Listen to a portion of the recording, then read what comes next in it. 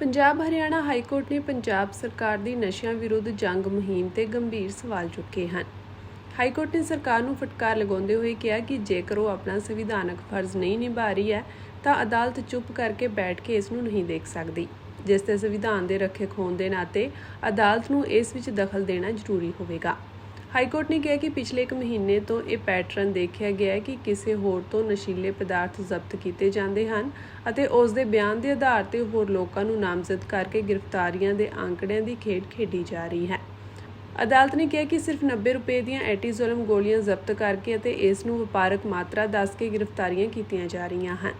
ਇਸ ਤਰ੍ਹਾਂ ਕਰਕੇ ਸਰਕਾਰ ਲੋਕਾਂ ਨੂੰ ਇਹ ਦੱਸਣ ਦੀ ਕੋਸ਼ਿਸ਼ ਕਰ ਰਹੀ ਹੈ ਕਿ ਉਹ ਨਸ਼ਿਆਂ ਵਿਰੁੱਧ ਵੱਡੀ ਕਾਰਵਾਈ ਕਰ ਰਹੀ ਹੈ। ਹਾਈ ਕੋਰਟ ਨੇ ਕਿਹਾ ਕਿ ਅਜਿਹਾ ਕਰਕੇ ਸਰਕਾਰ NDPS ਐਕਟ ਦੀ ਦੁਰਵਰਤੋਂ ਕਰ ਰਹੀ ਹੈ। ਪੰਜਾਬ ਸਰਕਾਰ ਨੂੰ ਫਟਕਾਰ ਲਗਾਉਂਦੇ ਹੋਏ ਕਿਹਾ ਗਿਆ ਕਿ ਜੇਕਰ ਉਹ ਆਪਣਾ ਸੰਵਿਧਾਨਕ ਫਰਜ਼ ਨਹੀਂ ਨਿਭਾ ਰਹੀ ਹੈ ਤਾਂ ਅਦਾਲਤ ਚੁੱਪ ਕਰਕੇ ਨਹੀਂ ਬੈਠ ਸਕਦੀ। ਹਾਈ ਕੋਰਟ ਨੇ ਕਿਹਾ ਕਿ ਜੇਕਰ ਪੰਜਾਬ ਸਰਕਾਰ ਆਪਣੇ ਨਾਗਰਿਕਾਂ ਨੂੰ ਸੁਰੱਖਿਅਤ ਮਾਹੌਲ ਪ੍ਰਦਾਨ ਕਰਨ ਵਿੱਚ ਅਸਫਲ ਰਹਿੰਦੀ ਹੈ ਤਾਂ ਸਾਨੂੰ ਇਸ ਮਾਮਲੇ ਦਾ ਨੋਟਿਸ ਲੈਣਾ ਪਵੇਗਾ ਅਤੇ ਸਰਕਾਰ ਨੂੰ ਸੂਬੇ ਵਿੱਚ ਬਿਹਤਰ ਮਾਹੌਲ ਬਣਾਉਣ ਦਾ ਆਦੇਸ਼ ਦੇਣਾ ਪਵੇਗਾ। ਜਸਟਿਸ ਸੰਦੀਪ ਮੋਦਗਿਲ ਨੇ ਲੁਧਿਆਣਾ ਦੇ ਇੱਕ ਮਾਮਲੇ ਵਿੱਚ ਪੰਜਾਬ ਸਰਕਾਰ ਵਿਰੁੱਧ ਇਹ ਸਖਤ ਟਿੱਪਣੀਆਂ ਕੀਤੀਆਂ। ਇਹ ਹੁਕਮ ਇੱਕ ਮੁਲਜ਼ਮ ਦੀ ਜ਼ਮਾਨਤ ਪਟੀਸ਼ਨ ਦੀ ਸੁਣਵਾਈ ਦੌਰਾਨ ਦਿੱਤੇ ਗਏ ਸਨ। ਇਸ ਦੋਸ਼ੀ ਨੂੰ ਇੱਕ ਹੋਰ ਮੁਲਜ਼ਮ ਦੇ ਬਿਆਨ ਤੇ ਗ੍ਰਿਫਤਾਰ ਕੀਤਾ ਗਿਆ ਸੀ ਕਿ ਉਸ ਤੋਂ 8.28 ਗ੍ਰਾਮ ਐਂਟੀਜ਼ੋਲਮ ਗੋਲੀਆਂ ਬਰਾਮਦ ਹੋਈਆਂ ਹਨ। ਮੁਲਜ਼ਮ ਦੇ ਵਕੀਲ ਨੇ ਕਿਹਾ ਕਿ ਇਹਨਾਂ ਗੋਲੀਆਂ ਦੀ ਕੀਮਤ ਬਾਜ਼ਾਰ ਵਿੱਚ ਸਿਰਫ 90 ਰੁਪਏ ਹੈ। ਇਸ ਦੇ ਬਾਵਜੂਦ ਇਸ ਨੂੰ ਗੰਭੀਰ ਅਪਰਾਧ ਦੀ ਸ਼੍ਰੇਣੀ ਵਿੱਚ ਰੱਖਿਆ ਗਿਆ ਹੈ। ਮੁਲਜ਼ਮ ਦੇ ਵਕੀਲ ਨੇ ਸਰਕਾਰ ਤੇ ਇਲਜ਼ਾਮ ਲਗਾਇਆ ਕਿ ਸਰਕਾਰ ਆਉਣ ਵਾਲੀਆਂ ਵਿਧਾਨ ਸਭਾ ਚੋਣਾਂ ਵਿੱਚ ਇਸ ਦਾ ਫਾਇਦਾ ਉਠਾਉਣ ਲਈ ਨਸ਼ਿਆਂ ਵਿਰੁੱਧ ਮੁਹਿੰਮ ਚਲਾ ਕੇ ਗ੍ਰਿਫਤਾਰੀਆਂ ਦੀ ਗਿਣਤੀ ਵਿੱਚ ਵਾਧਾ ਦਿਖਾਉਣ ਦੀ ਕੋਸ਼ਿਸ਼ ਕਰ ਰਹੀ ਹੈ। ਉਹ ਪੰਜਾਬ ਵਿੱਚ ਨਸ਼ਿਆਂ ਵਿਰੁੱਧ ਵੱਡੀ ਕਾਰਵਾਈ ਕਰ ਰਹੀ ਹੈ, ਪਰ ਅਜਿਹਾ ਕਰਕੇ ਸਰਕਾਰ ਕਈ ਮਾਸੂਮ ਲੋਕਾਂ ਨੂੰ ਫਸਾਉਣ ਦੀ ਕੋਸ਼ਿਸ਼ ਵੀ ਕਰ ਰਹੀ ਹੈ। ਇਸ ਤੇ ਹਾਈ ਕੋਰਟ ਨੇ ਇਹ ਵੀ ਕਿਹਾ ਕਿ ਪਿਛਲੇ 1 ਮਹੀਨੇ ਤੋਂ ਖੁਦ ਅਜਿਹੇ ਮਾਮਲਿਆਂ ਦੇ ਪੈਟਰਨ ਨੂੰ ਦੇਖ ਰਹੇ ਹਨ ਅਤੇ ਅਜਿਹੇ ਮਾਮਲੇ ਹਾਈ ਕੋਰਟ ਵਿੱਚ ਆਉਣੇ ਸ਼ੁਰੂ ਹੋ ਗਏ ਹਨ, ਜਿੱਥੇ ਬਰਾਮਦ ਕੀਤੀ ਗਈ ਨਸ਼ੀਲੇ ਪਦਾਰਥ ਦੀ ਕੀਮਤ 100 ਰੁਪਏ ਤੋਂ ਘੱਟ ਹੈ, ਪਰ ਇਸ ਨੂੰ ਵਪਾਰਕ ਮਾਤਰਾ ਦੱਸ ਕੇ ਗ੍ਰਿਫਤਾਰੀਆਂ ਕੀਤੀਆਂ ਜਾ ਰਹੀਆਂ ਹਨ। ਇਹ ਸਪਸ਼ਟ ਹੈ ਕਿ NDPS ਐਕਟ ਦੀ ਵੱਡੇ ਪੱਧਰ ਤੇ ਦੁਰਵਰਤੋਂ ਕੀਤੀ ਜਾ ਰਹੀ ਹੈ। ਇਸ ਲਈ ਹਾਈ ਕੋਰਟ ਨੇ ਮੁਲਜ਼ਮ ਨੂੰ ਸ਼ਰਤੀਆ ਜ਼ਮਾਨਤ ਦਿੰਦੇ ਹੋਏ ਹੁਣ ਇਸ ਪੂਰੇ ਮਾਮਲੇ ਵਿੱਚ ਪੰਜਾਬ ਸਰਕਾਰ ਤੋਂ ਜਵਾਬ ਮੰਗਿਆ ਹੈ ਅਤੇ ਸਰਕਾਰ ਨੂੰ 8 ਅਗਸਤ ਨੂੰ ਮਾਮਲੇ ਦੀ ਅਗਲੀ ਸੁਣਵਾਈ ਤੇ ਜਵਾਬ ਦਾਇਰ ਕਰਨ ਦੇ ਹੁਕਮ ਦਿੱਤੇ ਗਏ ਹਨ।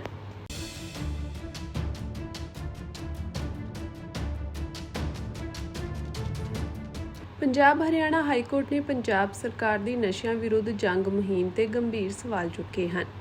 ਹਾਈ ਕੋਰਟ ਨੇ ਸਰਕਾਰ ਨੂੰ ਫਟਕਾਰ ਲਗਾਉਂਦੇ ਹੋਏ ਕਿਹਾ ਕਿ ਜੇਕਰ ਉਹ ਆਪਣਾ ਸੰਵਿਧਾਨਕ ਫਰਜ਼ ਨਹੀਂ ਨਿਭਾ ਰਹੀ ਹੈ ਤਾਂ ਅਦਾਲਤ ਚੁੱਪ ਕਰਕੇ ਬੈਠ ਕੇ ਇਸ ਨੂੰ ਨਹੀਂ ਦੇਖ ਸਕਦੀ, ਜਿਸ ਤੇ ਸੰਵਿਧਾਨ ਦੇ ਰੱਖਿਅਕ ਹੋਣ ਦੇ ਨਾਤੇ ਅਦਾਲਤ ਨੂੰ ਇਸ ਵਿੱਚ ਦਖਲ ਦੇਣਾ ਜ਼ਰੂਰੀ ਹੋਵੇਗਾ।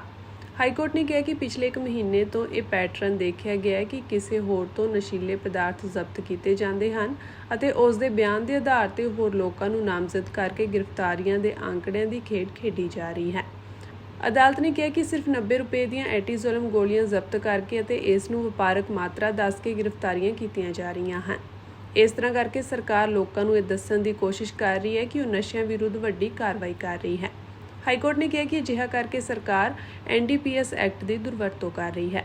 ਪੰਜਾਬ ਸਰਕਾਰ ਨੂੰ ਫਟਕਾਰ ਲਗਾਉਂਦੇ ਹੋਏ ਕਿਹਾ ਗਿਆ ਕਿ ਜੇਕਰ ਉਹ ਆਪਣਾ ਸੰਵਿਧਾਨਕ ਫਰਜ਼ ਨਹੀਂ ਨਿਭਾ ਰਹੀ ਹੈ ਤਾਂ ਅਦਾਲਤ ਚੁੱਪ ਕਰਕੇ ਨਹੀਂ ਬੈਠ ਸਕਦੀ।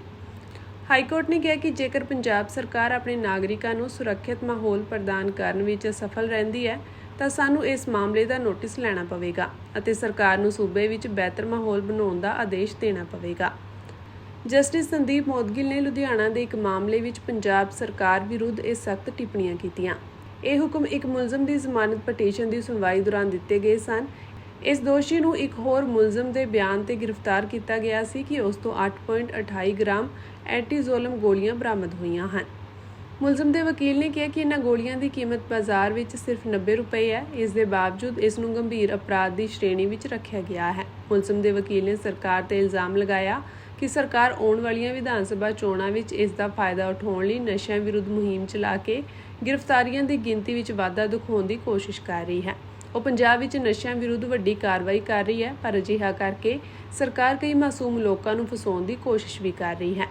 ਇਸ ਤੇ ਹਾਈ ਕੋਰਟ ਨੇ ਇਹ ਵੀ ਕਿਹਾ ਕਿ ਪਿਛਲੇ 1 ਮਹੀਨੇ ਤੋਂ ਖੁਦ ਅਜਿਹੇ ਮਾਮਲਿਆਂ ਦੇ ਪੈਟਰਨ ਨੂੰ ਦੇਖ ਰਹੇ ਹਨ ਅਤੇ ਅਜਿਹੇ ਮਾਮਲੇ ਹਾਈ ਕੋਰਟ ਵਿੱਚ ਆਉਣੇ ਸ਼ੁਰੂ ਹੋ ਗਏ ਹਨ, ਜਿੱਥੇ ਬਰਾਮਦ ਕੀਤੀ ਗਈ ਨਸ਼ੀਲੇ ਪਦਾਰਥ ਦੀ ਕੀਮਤ 100 ਰੁਪਏ ਤੋਂ ਘੱਟ ਹੈ, ਪਰ ਇਸ ਨੂੰ ਵਪਾਰਕ ਮਾਤਰਾ ਦੱਸ ਕੇ ਗ੍ਰਿਫਤਾਰੀਆਂ ਕੀਤੀਆਂ ਜਾ ਰਹੀਆਂ ਹਨ।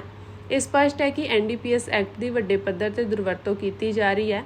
ਇਸ ਲਈ ਹਾਈਕੋਰਟ ਨੇ ਮੁਲਜ਼ਮ ਨੂੰ ਸ਼ਰਤੀਆ ਜ਼ਮਾਨਤ ਦਿੰਦੇ ਹੋਏ ਹੁਣ ਇਸ ਪੂਰੇ ਮਾਮਲੇ ਵਿੱਚ ਪੰਜਾਬ ਸਰਕਾਰ ਤੋਂ ਜਵਾਬ ਮੰਗਿਆ ਹੈ ਅਤੇ ਸਰਕਾਰ ਨੂੰ 8 ਅਗਸਤ ਨੂੰ ਮਾਮਲੇ ਦੀ ਅਗਲੀ ਸੁਣਵਾਈ ਤੇ ਜਵਾਬ ਦਾਇਰ ਕਰਨ ਦੇ ਹੁਕਮ ਦਿੱਤੇ ਗਏ ਹਨ।